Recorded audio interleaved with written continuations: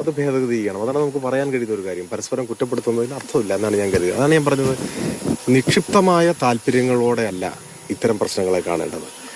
പ്രശ്നം വന്യജീവി സംരക്ഷണ നിയമം മനുഷ്യന്റെ ജീവന് വില കൽപ്പിക്കുന്നത്, മലയോര മനുഷ്യരുടെ ജീവനല്ല പരിഗണന കൊടുക്കുന്നത്.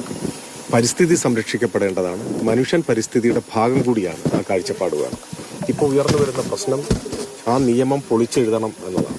നിയമം പൊളിച്ചെഴുതണം. അതിന് രാജ്യം ഭരിക്കുന്നവർ നേതൃത്വം കൊടുക്കണം.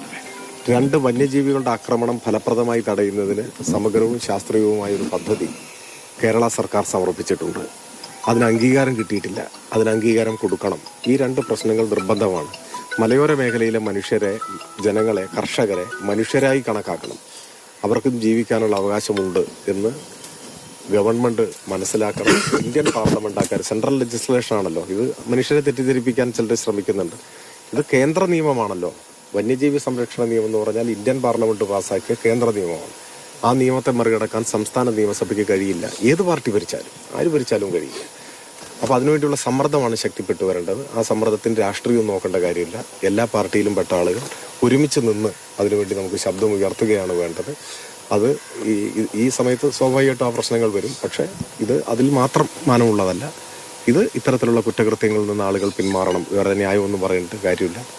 അതിൽ കർശനമായ നടപടി വേണം. സമൂഹത്തിൽ ബോധവൽക്കരണവും വേണം. ഏതായിരുന്നാലും മരണപ്പെട്ട ജിത്തുവിൻ്റെയും കുടുംബാംഗങ്ങളുടെയും, ഇവരെല്ലാം അടുത്ത ബന്ധുക്കളാണ്. ഈ കുട്ടികളെല്ലാവരും തൊട്ടടുത്തുള്ള വീടുകളാണ്. അവരുടെ ദുഃഖത്തിൽ പങ്കുചേരുന്നു. അവരെ നമുക്ക് കഴിയും വിധത്തിൽ ആശ്വസിപ്പിക്കാം എന്ന് മാത്രമേ ഇപ്പോൾ പറയാനുള്ളൂ.